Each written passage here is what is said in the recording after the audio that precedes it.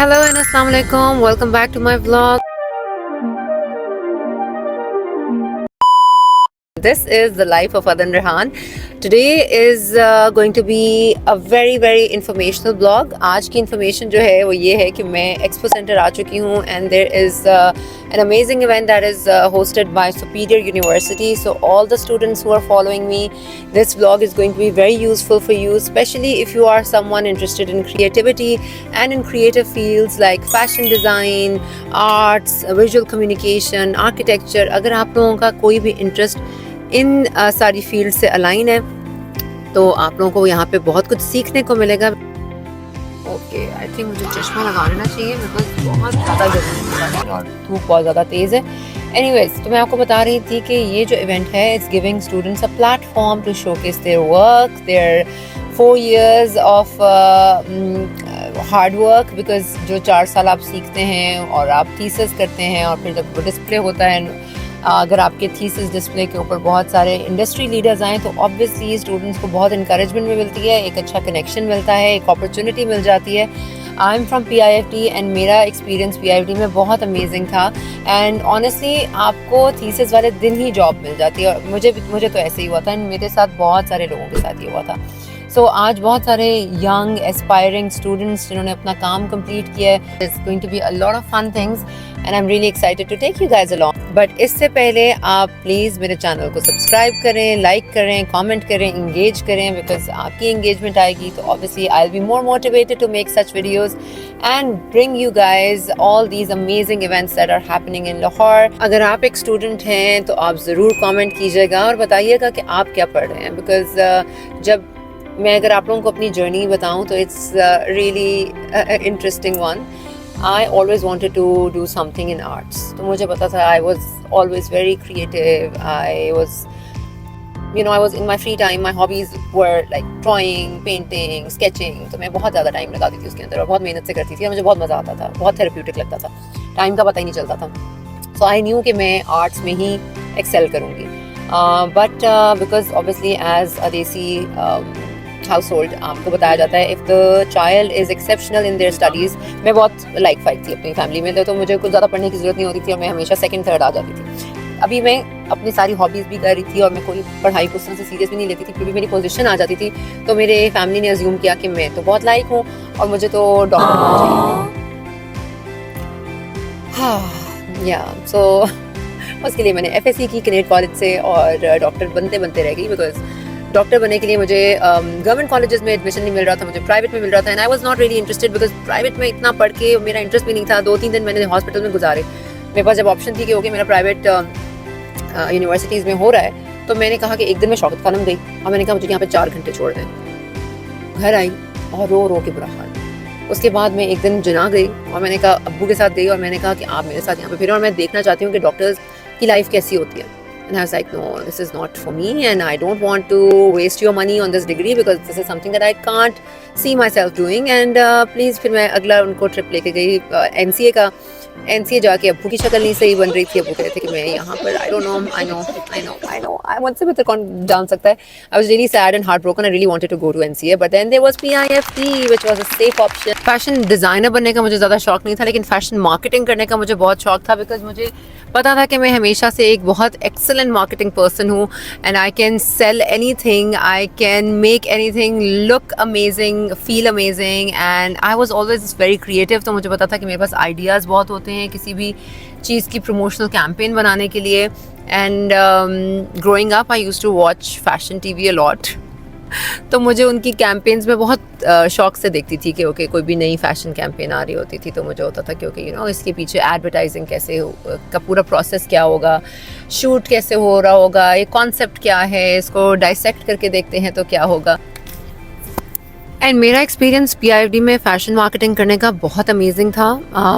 मुझे बहुत एक्सपोजर मिला, मुझे बहुत कनेक्शंस मिले. I think PIFT is also like a club. आपके मेरे सीनियर्स जो थे और मेरे जो एलुमनाई थे वो आके विज़िट करते थे तो they were all like top fashion designers, HSY, Maria B, Kamiar Rokni, Nomi Ansari. तो इन सब के साथ लाइक हमारी एक अच्छी रेपो बिल्ड हो गई थी. एंड फर्स्ट ईयर में जब मैं गई थी तो that was foundation year. Foundation year में like everybody is together like उसमें कोई वो नहीं होता कि डिविजन्स नहीं होती कि आप वो बेसिकली वो फाउंडेशन सेट करता है आपकी फॉर द कमिंग ईयर्स, जिसमें आप स्पेशलाइजेशन फील्ड अपनी चूज़ करते हैं। जैसे अगर आप फैशन डिज़ाइनर बनना चाहते हैं तो आपको पहले साल में ही पता चल जाएगा फाउंडेशन ईयर में कि आप कितने पानी में और कितना आप बन भी सकते हैं कि नहीं, या फिर आपको अपनी डिग्री चेंज करनी चाहिए, या आपका इंटरेस्ट किस तरफ है। बिकॉज हमें अक्सर शुरू में लगता है कि हमारा ये इंटरेस्ट है, लेकिन जब हम एग्जीक्यूशन में आते हैं तो हमें लगता है कि okay you know this is not something that we would like us to see ourselves doing in our daily lives, या फिर हम इसको अपना करियर नहीं बनाना पसंद करेंगे। इट्स अ हॉबी, तो इसको हॉबी रखते हैं। तो इसी तरह हम पेंटिंग भी कर रहे थे, हम मोल्डिंग भी कर रहे थे, हम 3D ऑब्जेक्ट्स के साथ भी हमारी क्लास होती थी और लंबी लंबी क्लासेस होती थी। Also studying history of fashion and arts, जो कि बहुत इंटरेस्टिंग था। We were studying English and we were doing a lot of debates and competitions होते थे। So that was a lot of fun but also very hectic, because physical वाला काम भी होता था, मेंटल वाला काम भी होता था। एंड देन देवर क्लासेस जो सुबह 8 बजे से शुरू होती थी, सुबह एंड शाम 5 बजे तक चलती थी, तो नॉन स्टॉप वो चल रहा होता था। And with PIFD you know इर्द गिर्द भी कोई बहुत एंटरटेनिंग चीज़ें नहीं थी, कोई रेस्टोरेंट्स नहीं थे, कोई कैफ़ेज़ नहीं थे, और आपको बाहर जाने के लिए भी गेट पास लेना पड़ता है। तो वो पूरा प्रोसेस इतना टीडियस होता था कि हम सारा दिन यूनिवर्सिटी में रहते थे।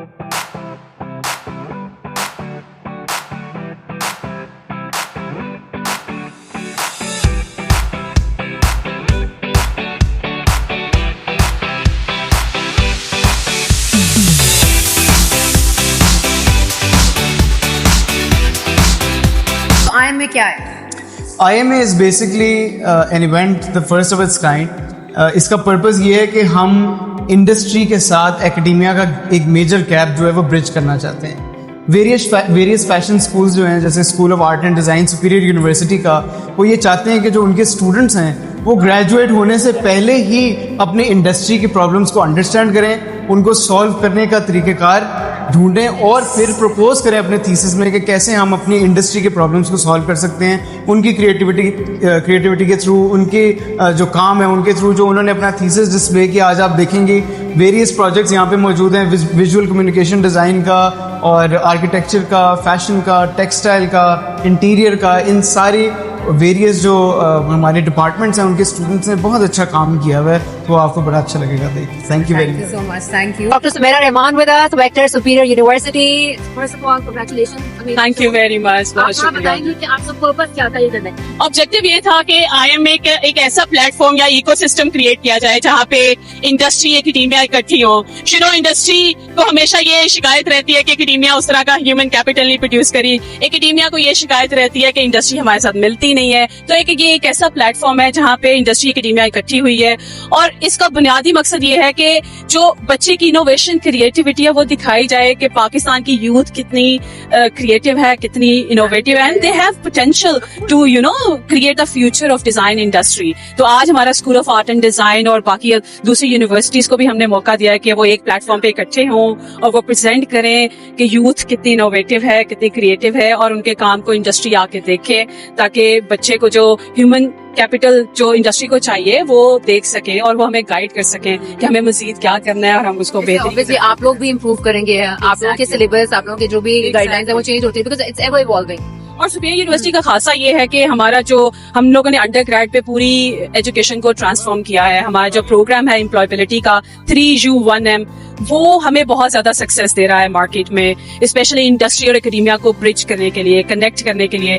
3 साल यूनिवर्सिटी में powered by project based learning, और आखिरी साल में भी बच्चे को हम लोग 4 करियर स्ट्रीम्स देते हैं कि अगर वो अपना बिजनेस करना चाहता है वो अपना बिजनेस कर ले, अगर वो कोई फैमिली बिजनेस को आगे लेके जाना चाहता है तो आखिरी पूरा साल उसके पास होता है कि वो अपने फैमिली बिजनेस को स्केल कैसे कर सकता है। और थर्ड स्ट्रीम होती है कि वो उसका बुनियादी मकसद ये होता है कि हमारा जो ग्रेजुएट है वो एक एम्प्लॉय के तौर पे ऑर्गेनाइजेशन में ना जाए, वो एक इंट्राप्रेन्योर, इंट्राप्रेन्योर कौन होता है? जो प्रॉब्लम के सोल्यूशन डिजाइन करना चाहता है, तो वो इंट्राप्रेन्योर की तरह जो है वो जाए, ऑर्गेनाइजेशन के प्रॉब्लम के सोल्यूशन डिजाइन करे। और फोर्थ हमारी जो स्ट्रीम है वो है Superior go global, considering socio economic challenges. So we have redesigned our streams जहाँ पे बच्चे को ग्लोबल वर्कफोर्स में पेनिट्रेट करने का भी मौका दिया जाए। Doctor Sumera, I am very impressed, और मुझे लग रहा है कि ये बहुत अच्छा आपने एक बड़ा फुल पैकेज आपने बनाया हुआ है। It's amazing.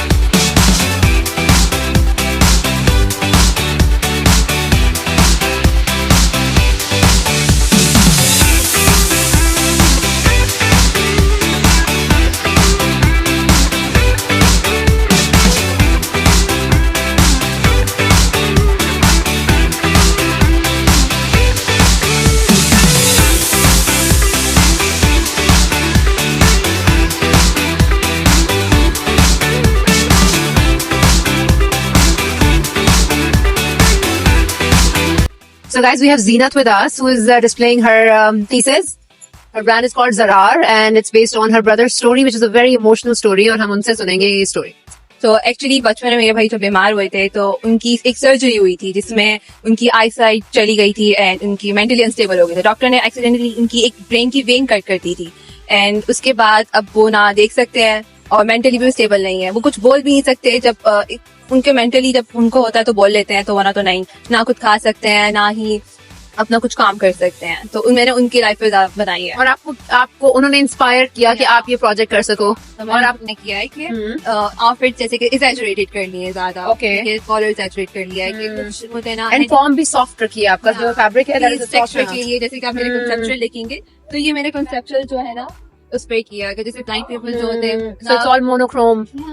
एंड मुझे लग रहा है कि आपके पास वो भी लाइक आपने वो भी रखी है. So that so that they can feel, because obviously वो feel से ही. एग्जैजरेटेड रखे हैं कुछ और कुछ बहुत ज्यादा. Really good, amazing, great work.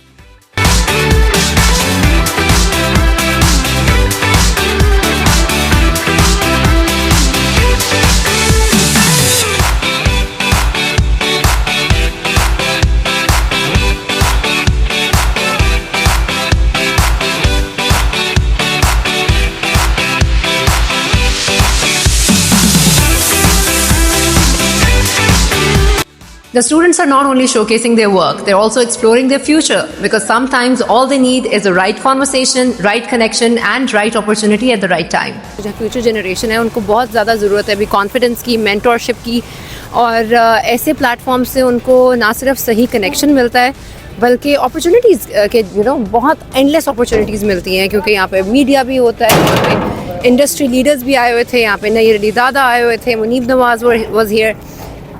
So I think it was a great effort and I wish them all the best. See you, bye. Let me say, boy, let's not talk too much. Grab on my waist and